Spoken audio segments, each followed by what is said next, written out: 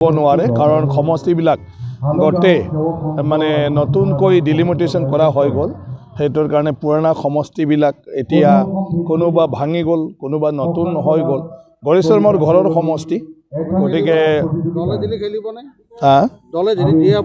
দলে য'তে দিব গড়েশ্বৰ দিলে তো ভালেই পাওঁ এইটো ঘৰৰ সমষ্টি চব নিজে এজনা তাত ডাঙৰ দীঘল হোৱা তাত সামাজিক কাম কৰা সেইটোতো ভালেই হয় কিন্তু এতিয়া দলৰ কথা যে দলে কোনটো সমষ্টিত কাক প্ৰক্ষেপ কৰিলে ভাল হ'ব বুলি ভাবে গতিকে দলে সেইটো নিৰ্ণয় কৰিব যিহেতু আমি দল হিচাপে কাম কৰোঁ না তেনেকুৱাটো মিশ্ৰিত থাকে চবে কোনোবা বিচাৰে কোনোবাই আকৌ মানে ভাবে যে কোনোবা হ'লে আৰু বেছি ভাল ৰাজনীতিত এইটো স্বাভাৱিক চবৰে মনৰ মানে চিন্তাবিলাক বেলেগ বেলেগ মনৰ ভাবাবিলাক বেলেগ বেলেগ গতিকে সেইটোতো থাকিবই গতিকে নিৰ্বাচনৰ সময়ত গতিকে আমি চবে একে জায়গাৰ কিন্তু আমাৰ প্ৰাৰ্থী 10টা হ'ব আৰু 10টাক সমৰ্থন কৰা আমাৰ ৰাইজ ওলাব গতিকে এইটো নেচাৰেল আৰু প্ৰাকৃতিক ইয়াত বেয়া পাই ক'লা গৌৰৱ গগৈ দিব পাৰিবনে তাৰপিছত ঘৰে ঘৰে কংগ্ৰেছ লৈ যাব বিচাৰিছে গৌৰৱ না তেনেকুৱা পৰিৱেশটো মানে দেখা নাই এতিয়া সেইটো তেনেকুৱা পৰিৱেশ গাঁও অঞ্চলত ভোটাৰ ৰাইজৰ মাজত দেখা নাই এতিয়া নেতা কাৰ্যকৰ্তা সেইটোতো বেলেগ কিন্তু সাধাৰণ ৰাইজক মানে আপুনি কি কয় তেওঁলোকৰ মনটো জয় কৰা তেওঁলোকৰ মনত সোমাই যোৱা এইটো বেলেগ গতিকে মানে ৰাজনীতিত সংখ্যাৰহে কথা গতিকে ইয়াত মুখেদি কলিও এইটো কাৰ্যক্ষেত্ৰত হয়তো মানে যেনেকুৱা ভাবা যায় সেইবিলাক কেতিয়াবা পৰিণত নহয় কাৰ্বি আংলঙৰ ঘটনাত তৃতীয় পক্ষ জড়িত আছে বুলি ভাবে নেকি আপুনি নাই চব প্ৰত্যেকটা ঘটনাত কিবা এটা দেখিলে কোনোবা সুযোগ লোৱা মানুহ থাকে গতিকে তেনেকুৱা ধৰণৰ থকাটো নৈ কৰিব নোৱাৰে আগত নিশ্চয় যদিও পিছতে ল'বও পাৰে সেইকাৰণে আমি চবে সাৱধান হ'ব লাগে ইয়া ৰাজা মহাৰাজাৰ দেশ নহয় গণতন্ত্ৰৰ দেশ গণতন্ত্ৰত আপুনি মই চবে মিলিহে পৰিৱেশটো আমি গঢ়িব লাগিব নাই চোৱা খংটোতো মানুহে খং কৰাৰ বিভিন্ন কাৰণ থাকে আৰু খং উঠাতো কোনো আপত্তি নাই কিন্তু কিবা এটা কাৰ্য কৰিব যাওঁতে তাত যদি আমাৰ মানে শান্তিত মানে আৰু একতাত মানে বিঘ্ন ঘটাই তেতিয়া সেইটো ভাল কথা নহয় আৰু বিশেষ কৰি গণতন্ত্ৰত এইটো নহয় এতিয়া চবে যদি প্ৰতি আক্ৰমণ কৰি থাকে এইটো চম্ভালিব কোনে এইটো কণ্ট্ৰল কৰিব কোনে গতিকে আমাৰ ৰাজ্য আমাৰ দেশ এইটো গণতন্ত্ৰৰ দেশ অকল এখন কিতাপ আছে চবৰে অধিকাৰ তাতে মানে কোৱা আছে আৰু সেইমতে আমি কাৰো অধিকাৰ কৰিব নোৱাৰাকৈ চলিলেহে আমাৰ নিজৰ অধিকাৰটোও আমি মানে ধৰি ৰাখিব পাৰিম গতিকে আমি কাৰোবাৰ অধিকাৰ খৰ্ব কৰিব গ'লে মোৰ অধিকাৰো কোনোবাই খৰ্ব কৰিব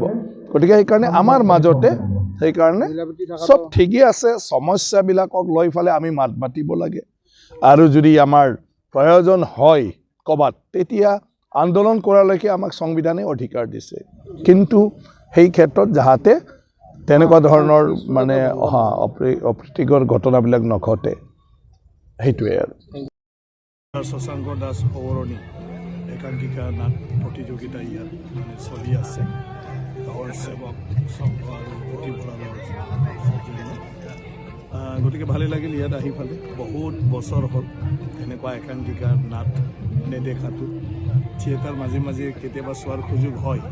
কিন্তু একাংকিকা নাটক চোৱাৰ বা নাট চোৱাৰ সুযোগবিলাক প্ৰায় নাথাকে আৰু আজি ইয়াত পৰিৱেশটো পাই ভাল লাগিল চবে ৰাইজে আহিছে আৰু চব নিজে গাঁৱৰ মানুহে চবে দায়িত্ব লৈ ফালে আজি সেই অনুষ্ঠানটো অনুষ্ঠিত কৰিছে গোটেই নাট্য দলবিলাক অলৰেডি আহিছে আৰু অহাকালিও আছে গতিকে এটা গাঁৱে মানে ইমান ডাঙৰ এটা অনুষ্ঠান এইটো আমাৰ সংস্কৃতি সুন্দৰ পৰিৱেশ এটা একদম মানে সুন্দৰ পৰিৱেশ যিটো গুৰুজনাই আজিৰ পৰা মানে 500 বছৰ মানে আগতে যিটো কৰি গৈছিলে মানুহক আধ্যাত্মিক জীৱন সম্পৰ্কে আমাৰ ঈশ্বৰ বিষয়ে ভাওনাৰ জৰিয়তে এটা অনুভৱ কৰাবলৈ মানে তেখেতে কি কয় অংকীয়া নাটৰ মানে ব্যৱস্থাটো কৰিছিলে আৰু সেইটোৱে আহি আজিৰ আধুনিক যুগত একাংকিকা নাট হৈ গ'ল আৰু সেইটোৰ দ্বাৰা বৰ্তমানত মানে বিভিন্ন ব্যক্তিসকলে নিজৰ চিন্তাৰ জৰিয়তে একাংকিকা নাটৰ জৰিয়তে মানুহক বিভিন্ন মানে গুৰুত্বপূৰ্ণ বিষয়ে প্ৰকাশ কৰিব খোজে আৰু নাট্যৰ জৰিয়তে যিবোৰ কথা প্ৰকাশ মানে কৰিলে মানুহৰ মনত সেইটো থাকি যায় আৰু মানুহে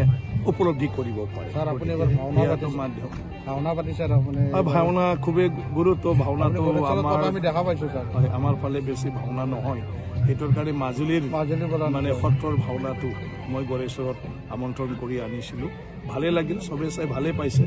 গতিকে আমাৰ নতুনত্ব পাইছে যেন নাট্য সংলাপে যেন গছ গজাই উঠিছে গিজ গিজাই উঠিছে হালকা কি ক'ব দাদা?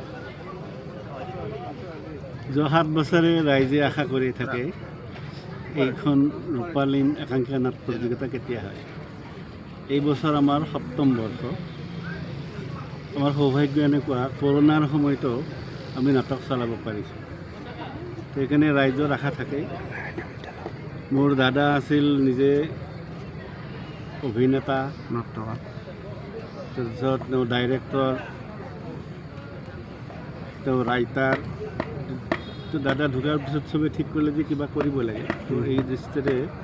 ৰাইজেই ঠিক কৰিলে আচলতে যে একাংকিকা নাট প্ৰতিযোগিতা কৰিব লাগে। এটা বহুত পুৰণা পৰম্পৰা আমাৰ ইয়াত আছিলে, সেইটো বন্ধ হৈছে আৰু হৈছিল। তো সেইকাৰণে আমি সকলোৱে ঠিক কৰিলোঁ যে শশাংক দাস সোঁৱৰণী একাংকিকা নাট আমি নিৰন্তৰ আমি কৰিম। ৰূপালীম নাম হ'ল তাৰ বিখ্যাত হোৱা য'ত অভিনয় কৰি বিখ্যাত হৈছে ৰূপালীম শিল্পী সমাজ, সেইকাৰণে ৰূপালীমটো ৰখা হয়। সেইকাৰণে শশাংক দাস সোঁৱৰণী ৰূপালীম একাংকিকা নাট প্ৰতিযোগিতা।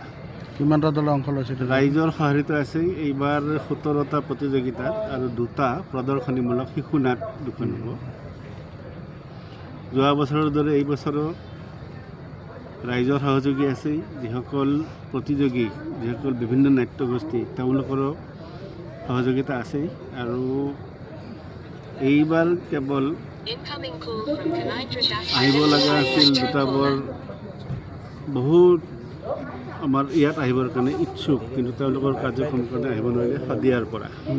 আজিও ফোন কৰিছে যে আমি যাব নোৱাৰিলোঁ তেওঁলোকে কিবা কাৰ্যক্ৰমৰ কাৰণে। বাকী বঙাইগাঁৱৰ পৰা শদিয়ালৈ এইবাৰ প্ৰথমবাৰ দক্ষিণ কামৰূপৰ আমাৰ বকো আৰু ওপৰহালিৰ দুটা আহিছে। তো আমি ভাবোঁ গোটেই অসম জুৰি এইটো যাওক। তো এই দৃষ্টিৰে আমি সম্পৰ্কও কৰোঁ, কিন্তু ৰাইজৰ বিপুল সহযোগিতা পাইছোঁ আৰু এইবাৰ মুঠতে 19খন নাটকে ইয়াত অংশগ্ৰহণ কৰিছে। ঠিক আছে। সেইকাৰণে কওঁ ইয়াৰ উদ্দেশ্য আছিল একাংকিকা নাটকৰ আকৌ এটা ধাৰা আৰম্ভ হ'ব।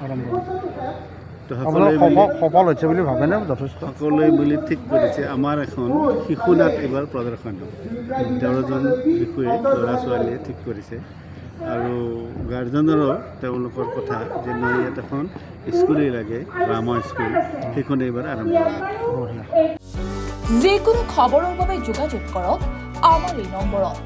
9181 307 221।